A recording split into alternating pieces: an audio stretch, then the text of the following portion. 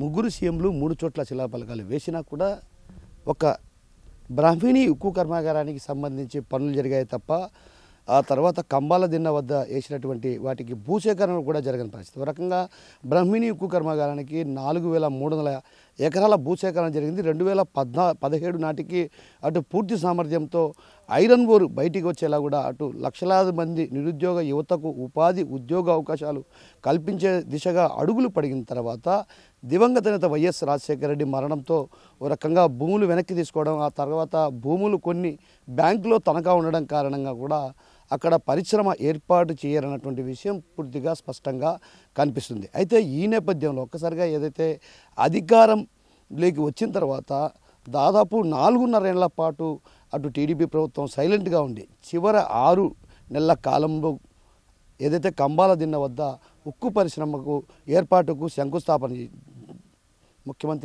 అప్పటి ముఖ్యమంత్రి చంద్రబాబు నాయుడు శంకుస్థాపన చేశారు. అయితే అక్కడ భూసేకరణ జరగలేదు. కానీ ప్రస్తుతం మనం ఉన్నటువంటి ఈ ప్రాంతం వైఎస్ జగన్మోహన్ రెడ్డి అధికారంలోకి వచ్చాక అంటే 6 నెలల కాలం తర్వాత కూడా ఇక్కడ ఏదైతే కన్యతీర్థానికి సమీపాన ఉన్నటువంటి సున్నపురాలపల్లె వద్ద ఉన్నాం. ప్రస్తుతం మనం ఇక్కడ గమనించవచ్చు, ఇక్కడంతా కూడా దాదాపు 3,000 ఎకరాలు కూడా సేకరణ చేపట్టడం జరిగింది. మనం చూడొచ్చు ఇక్కడంతా కూడా ఎక్కడే కానీ ఒక అడుగు ముందుకు పడని పరిస్థితి. అంటే బ్రహ్మిణి ఉక్కు కర్మాగారం దగ్గర భవనాలు అవన్నీ కూడా నిర్మించినప్పటికీ కూడా ఒక రకంగా జిందాల్ సంస్థతో ఒప్పందం చేసుకున్నప్పటికీ కూడా ఒక అడుగు కూడా ఇక్కడికి ముందుకు పడని పరిస్థితి. అంటే ఒక రకంగా ఉక్కు పరిశ్రమ వస్తుందో రాదో అన్నటువంటి ప్రశ్నార్థకమైనటువంటి పరిస్థితి ప్రధానంగా కడప జిల్లా వాసుల్లో నెలకొన్నటువంటి పరిస్థితి. ఈ నేపథ్యంలో అటు ఉక్కు పరిశ్రమ రాదన్నటువంటి భావన ఒకవైపు అన్ని పార్టీల నేతలు కూడా నిరసిస్తున్నట్టు, ఒకవైపు ఏదైతే వామపక్ష పార్టీలు కావచ్చు అదేవిధంగా కాంగ్రెస్ పార్టీ కూడా ఇప్పటికే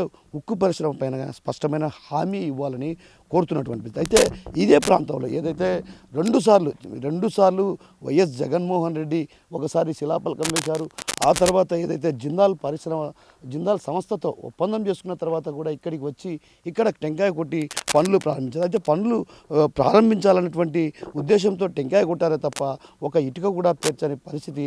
ఆ నేపథ్యంలోనే అధికారాన్ని కోల్పోవడంతో మరోమారు టీడీపీ అధికారంలోకి వచ్చింది. అయితే టీడీపీకి అధికారంలోకి వచ్చిన తర్వాత కూడా ఇక్కడ ఉక్కు పరిశ్రమ ఎక్కడ ఏర్పాటు చేస్తారన్నటువంటి విషయం పైన కూడా కొంత స్పష్టత లేని పరిస్థితి. అంటే ఇక్కడ ఏర్పాటు చేస్తారా లేదంటే మరోది కంబాల దిన్న వద్ద ఉక్కు పరిశ్రమ ఏర్పాటు చేస్తారన్నటువంటి విషయం పైన కూడా స్పష్టత లేని పరిస్థితి. అయితే ఈ నేపథ్యంలో కేంద్ర ప్రభుత్వం అంటే ఒక రకంగా రాష్ట్రంలో కావచ్చు కేంద్రంలో కూడా కూటమి ప్రభుత్వం అధికారంలో ఉంది కాబట్టి ఖచ్చితంగా ఉక్కు పరిశ్రమ తెస్తానని చంద్రబాబు స్పష్టంగా చెప్తున్నప్పటికీ కూడా అయితే ఎక్కడ ఏర్పాటు చేస్తారన్నటువంటి వాటిపైన కూడా స్పష్టత లేని పరిస్థితి.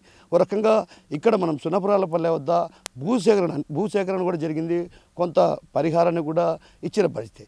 ఏదైతే కంబాల దిన్న వద్ద ఇప్పటి వరకు భూసేకరణ జరగలేదు, కేవలం భూములు మాత్రం అక్కడ తీసుకోవాలన్నటువంటి నిర్ణయం తీసుకున్నారు తప్ప ఆ తర్వాత అధికారాన్ని కోల్పోయినటువంటి నేపథ్యంలో కూడా అక్కడ భూసేకరణ జరగలేదు. అయితే ఈ నేపథ్యంలో ప్రస్తుతం టీడీపీ ప్రభుత్వం అంటే కూటమి ప్రభుత్వం అధికారంలో ఉన్న నేపథ్యంలో ఎక్కడ పరిశ్రమ ఏర్పాటు చేస్తారన్నటువంటి విషయం పైన కూడా అటు స్పష్టత లేని పరిస్థితి. ఆ క్రమంలోనే ఎక్కడ ఏర్పాటు చేస్తారన్నటువంటి వాటిపైన కూడా స్పష్టమైనటువంటి హామీ ఇవ్వాల్సినటువంటి అవసరం రాష్ట్ర ప్రభుత్వం పైన ఉంది. ఆ దిశగా అడుగులు వేస్తారేమో. 3 సీఎంలు 3 శిలాఫలకాలు అయినా ఉక్కు పరిశ్రమకు అతి గతి లేని పరిస్థితి. ఎక్కడ వేసిన గొంగలి అక్కడే అన్న చందంగా మారింది. ఓవైపు దివంగత నేత వైఎస్ రాజశేఖర రెడ్డి హయాంలో 2007లో బ్రాహ్మణి ఉక్కు కర్మాగారానికి ఈ ప్రాంతం మనం ఏదైతే ఈ ప్రాంతంలోనో ఈ ప్రాంతంలో శంకుస్థాపన చేయడం జరిగింది. 2007లో శంకుస్థాపన చేసినటువంటి నేపథ్యంలో కూడా 2017 నాటికి అటు పూర్తి స్థాయి సామర్థ్యంతో 1,00,000 మెట్రిక్ టన్నుల ఐరన్ను బయటికి తీసే విధంగా కూడా ఒక రకంగా అప్పట్లో పనులు ప్రారంభించారు. దాదాపు ₹1,00,00,000 వెచ్చించిన తర్వాత ఓబులాపురం మంగంపేట మైనింగ్ సంబంధించినటువంటి వ్యవహారం బయటికి రావడంతో ఒక్కసారిగా కూడా బ్రాహ్మణి ఉక్కు కర్మాగారాన్ని ఒక రకంగా వివాదంగా దారితీసినటువంటి పరిస్థితి. ఆ నేపథ్యంలోనే కోర్టుల వ్యవహారంలో కూడా ఉంది. మరోవైపు ప్రభుత్వం కూడా కిరణ్ కుమార్ రెడ్డి గవర్నమెంట్ కూడా ఈ భూములను రద్దు చేసిన పరిస్థితి. అయితే ఈ నేపథ్యంలో ఇక్కడ పరిశ్రమ రాదన్నటువంటి విషయం స్పష్టంగా కనిపిస్తున్నటువంటి పరిస్థితి ప్రధానంగా కనిపిస్తుంది. అయితే ఈ నేపథ్యంలో నిరుద్యోగ యువతకు ఉపాధి ఉద్యోగ అవకాశాలు కల్పించి కరువు సీమపైనటువంటి రాయలసీమ ప్రాంతంలో నిరుద్యోగ యువత గల్ఫ్ దేశాల బారిన గల్ఫ్ దేశాలకు వెళ్ళి అక్కడ జీవనం సాగిస్తున్నటువంటి పరిస్థితుల నేపథ్యంలో వారందరికీ కూడా ఇక్కడే ఉపాధి ఉద్యోగ అవకాశాలు కల్పించాలన్నటువంటి భావనతో సదుద్దేశంతో ఏదైతే దివంగత నేత వైఎస్ రాజశేఖర రెడ్డి ఆశయం ఉందో ఆ ఆశయానికి తూట్లు పొడిచినట్లయింది. అయితే మరోవైపు అటు సీఎం చంద్రబాబు అదేవిధంగా ప్రస్తుతం మాజీ సీఎం వైఎస్ జగన్మోహన్ రెడ్డి ఇద్దరు కూడా వేరువేరు చోట్ల శిలాఫలకాలు వేసినప్పటికీ కూడా ఎక్కడ ఉక్కు పరిశ్రమ ప్రారంభమవుతుంది అన్నటువంటి స్పష్టత లేని పరిస్థితి. ఈ నేపథ్యంలో ఒక రకంగా వామపక్ష పార్టీలు కూడా పోరుబాటకు సన్నద్ధం అవుతున్న పరిస్థితి ప్రధానంగా కనిపిస్తుంది. మరోవైపు అఖిలపక్ష పార్టీలు కూడా ఉక్కు పరిశ్రమ పైన గలమెత్తే పరిస్థితి కనిపిస్తున్న నేపథ్యంలో అసలు ఉక్కు పరిశ్రమ ఏర్పాటు ఎక్కడ చేస్తారన్నటువంటి విషయంపై ఆర్టీవీ ఎక్స్క్లూజివ్ రిపోర్ట్. దివంగత నేత వైఎస్ రాజశేఖర రెడ్డి మృతితో ఒక్కసారిగా బ్రహ్మణి ఉక్కు పరిశ్రమకు పెద్ద ఎత్తున నిధులు ఖర్చు పెట్టి దాదాపు 1300 కోట్ల రూపాయలు ఖర్చు పెట్టి పెద్ద ఎత్తున భవంతులను నిర్మించారు. అదేవిధంగా హెలిప్యాడ్ వంటి వాటిని నిర్మించి కూడా ఒక రకంగా పరిశ్రమకు సంబంధించినటువంటి అనువైన రీతిలో కూడా అక్కడ తీర్చిదిద్దారు. అయితే వైఎస్ మరణాంతరంతో ఒక్కసారిగా కూడా పనులు ఆగిపోయాయి. అక్కడ ఏదైతే బ్రహ్మిణికి ఇచ్చినటువంటి భూములను కూడా ప్రభుత్వం వెనక్కి తీసుకుంది. దీంతో ఒక్కసారిగా ఏదైతే రాయలసీమ వాసుల చిరకాల వాంఛ ఒక రకంగా కళగానే మిగిలిందనే చెప్పాలి. అయితే ఆ తరుణంలో ఒక్కసారిగా ఏదైతే 2014లో టీడీపీ ప్రభుత్వం అధికారంలోకి వచ్చాక 2019 చివరిలో ఏదైతే టీడీపీ నేతలు ఆందోళన దిగారు, అదేవిధంగా నిరాహార దీక్షలు చేపట్టడం జరిగింది. పరిశ్రమ ఏర్పాటు చేయాలంటా కూడా దీక్షలు చేసినటువంటి నేపథ్యంలో కూడా అటు కేంద్ర ప్రభుత్వం నుంచి కూడా స్పష్టమైన హామీ ఇచ్చే వరకు కూడా దీక్షలు విరమించేది లేదంటూ కూడా అప్పటి రాజ్యసభ సభ్యులు సీఎం రమేష్తో పాటు బీటెక్ రవి ఇద్దరు కూడా నిరాహార దీక్ష చేశారు. ఆవరణ నిరాహార దీక్ష చేసిన నేపథ్యంలో కూడా ఒక్కసారిగా అక్కడికి చంద్రబాబు రావటం, ఆ తర్వాత అధికారం కోల్పోయే 6 నెలల ముందు చంద్రబాబు ఏదైతే కంబాల దిన్నె వద్ద మైలవరం మండలం కంబాల దిన్నె వద్ద ఉక్కు పరిశ్రమకు శంకుస్థాపన చేశారు. అయితే ఆ తర్వాత అధికారాన్ని కోల్పోవడంతో ఉక్కు పరిశ్రమ ఒక రకంగా అట్టకెక్కిందనే చెప్పాలి. ఆ తర్వాత అధికారంలోకి వచ్చినటువంటి ఏదైతే జగన్మోహన్ రెడ్డి జమ్మలమడుగు నియోజకవర్గ పరిధిలో ఉన్నటువంటి కన్నతీర్థానికి సమీపంలో ఉన్నటువంటి సున్నపురాళ్లపల్లె వద్ద కూడా ఆయన శంకుస్థాపన చేశారు. ఏదైతే అధికారాన్ని కోల్పోయి 6 నెలల ముందు శంకుస్థాపన చేస్తే దాన్ని అభివృద్ధి అనరు. అధికారానికి 6 నెలల ముందు ఏదైతే శంకుస్థాపన చేస్తే దాన్ని అభివృద్ధి అంటారని కూడా ఆయన అవహేళన చేశారు. అయితే దాదాపు ఆయన 5 ఏళ్ల కాలంలో కూడా ఎక్కడా కూడా పనులు ముందుకు సాగని పరిస్థితి. మరోవైపు జిందాల్ ఆధ్వర్యంలో కూడా పరిశ్రమ ఏర్పాటు చేస్తామంటూ టెంకాయ కొట్టారే తప్ప ఎక్కడ కర్మాగారానికి సంబంధించి పనులు ముందుకు సాగని పరిస్థితి. ఈ నేపథ్యంలో ఒక రకంగా ఈ ప్రాంతవాసులే కాదు, అదేవిధంగా రాయలసీమ ప్రాంతవాసులకు పరోక్షంగా ప్రత్యక్షంగా 150,000 మందికి ఉపాధి ఉద్యోగ అవకాశాలు కల్పించాలన్నటువంటి భావనతో ఏదైతే దివంగత నేత వైఎస్ రాజశేఖర రెడ్డి ఆశించారో ఆ ఆశయానికి తూట్లు పొడిచినట్లయింది. అయితే ఇద్దరు సీఎంలు కూడా కేవలం ఏడాది కాలంలోనే 2 చోట్ల శంకుస్థాపన చేసినప్పటికి కూడా పరిశ్రమకు నోచుకోని పరిస్థితి. ఈ నేపథ్యంలో ఒకసారిగా కాంగ్రెస్ పార్టీ కూడా ఏదైతే ప్రత్యేక హోదాలో ఉన్నటువంటి అంశాన్ని ఒకవైపు లేవనెత్తుతూ కూడా ఆందోళన బాట పట్టే పరిస్థితి, మరోవైపు ఈ విషయంపైన కూడా గట్టిగా నిలదీస్తున్న పరిస్థితి. అయితే మరోవైపు ఏదైతే వామపక్ష పార్టీలు కూడా పోరుబాటకు సన్నద్ధమవుతున్న పరిస్థితిలో పరిశ్రమ ఎక్కడ ఏర్పాటు చేస్తారన్నటువంటి వాటిపైన కూడా స్పష్టత లేని పరిస్థితి. ఓ రకంగా ఏదైతే కంబాల దిన్నె వద్ద ఏర్పాటు చేసినటువంటి అక్కడ టీడీపీ హయాంలో శిలాఫలకం వేసినటువంటి ఆ ప్రాంతంలో ఏర్పాటు చేస్తారా, లేకుంటే కన్యతీర్థానికి సమీపంలో ఉన్నటువంటి సున్నపురాళ్లపల్లెలో ఏర్పాటు చేస్తారన్నటువంటి వాటిపైన కూడా స్పష్టత లేని పరిస్థితి. ఈ ఉక్కు కర్మాగారం పైన కూడా పెద్ద ఎత్తున ఆశలు పెట్టుకున్నారు సీమవాసులు. ఆ సీమవాసుల కర ఎప్పటికీ నెరవేరుతుందో అన్నటువంటి ఒక రకమైనటువంటి సంశయమైన పరిస్థితి ప్రధానంగా కడప జిల్లాలో కనిపిస్తుంది. ఉక్కు పరిశ్రమ కడప జిల్లా ప్రజల కళ ఎప్పటి నుంచో ఉంది. గత ప్రభుత్వంలో ఉక్కుకు 3 సార్లు భూమి పూజ చేశారు జగన్మోహన్ రెడ్డి గారు. వాస్తవంగా 2014 నుంచి 19 మధ్యలో ముఖ్యమంత్రి చంద్రబాబు నాయుడు గారు ఉండగా కంబాల దిన్నెలో మైలవరం మండలంలో ఉక్కుకు పునాదిరాయి వేసి ప్రభుత్వం చేతనే రాయలసీమ స్టీల్ కార్పొరేషన్ అని చెప్పి ప్రభుత్వంతో ఏర్పాటు చేయాలని చెప్పి భూమి పూజ చేసి ప్రారంభానికి కూడా రెడీ చేస్తే ఎన్నికలు అయిపోయిన తర్వాత ఈ ముఖ్యమంత్రి వచ్చి దాన్ని క్యాన్సిల్ చేసి మళ్ళీ ప్రైవేట్ సంస్థకి ఇచ్చినాడు. మరి ఆ ప్రైవేట్ సంస్థ స్టార్ట్ చేసినారంటే వాళ్ళు స్టార్ట్ చేయలే. 3 దఫాలు పోయి టెంకాయలు కొట్టాడు, భూమి పూజలు చేశాడు, స్టార్ట్ కాలే. కడప జిల్లా వాసి అయ్యుండి కూడా ఆయన చేయకపోవడం చాలా దురదృష్టకరం. ముఖ్యమంత్రి గారు మళ్ళీ వాళ్ళనే జిందాల్ వాళ్ళైనా సరే మీరైనా ముందుకు రండి, స్టీల్ ఫ్యాక్టరీ ప్రారంభించండి అని చెప్పి అన్ని రకాల ప్రోత్సాహకాలు కూడా ముఖ్యమంత్రి గారు వాళ్ళని పిలిచి మాట్లాడడం కూడా జరిగింది. వాళ్ళు కూడా సుముఖంగా ఉండారు.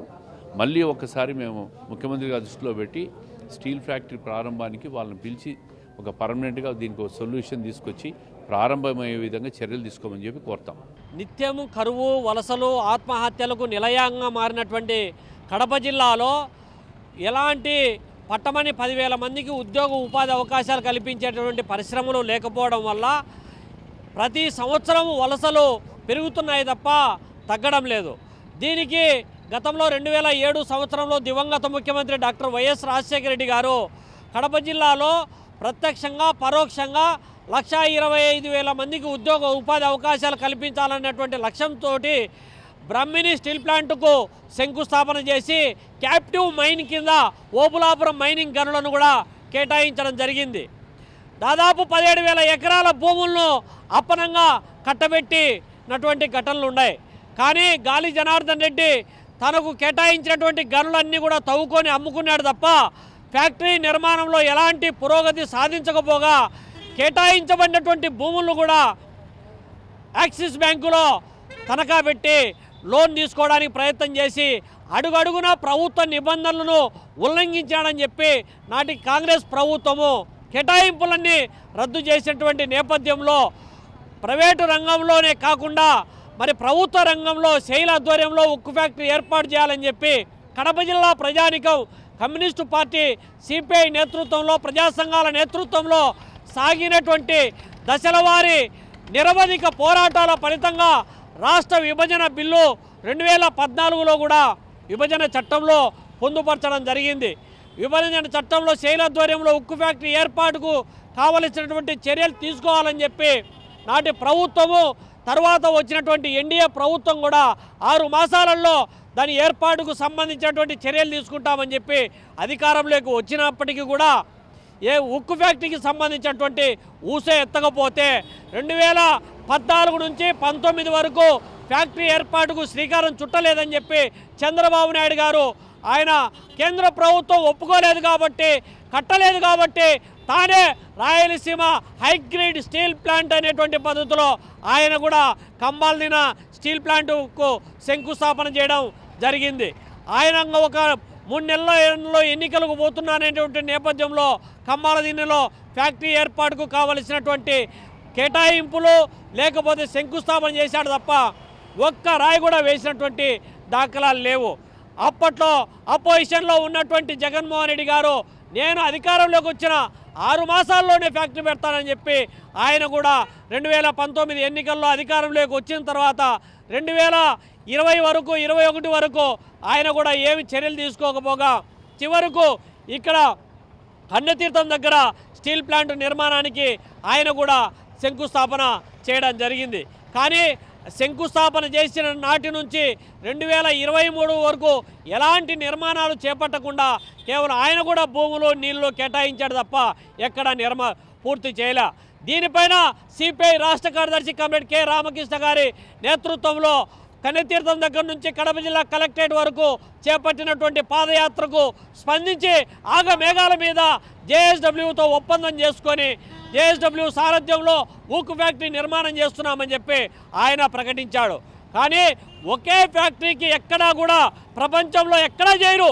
కడప జిల్లాలో ఉక్కు ఫ్యాక్టరీకి ఒక ఫ్యాక్టరీకి 4 సార్లు శంకుస్థాపన చేసినటువంటి పాలక ప్రభుత్వాలు ఏమైనా ఉన్నాయంటే అందులో ఏపీలో ఉన్నటువంటి ఇటు వైసీపీ అటు టీడీపీ కాంగ్రెస్ తప్ప ఇంకొక ప్రభుత్వం కాదనేటువంటి విషయాన్ని ఈ సందర్భంగా గుర్తు చేస్తూ ఉన్నాం.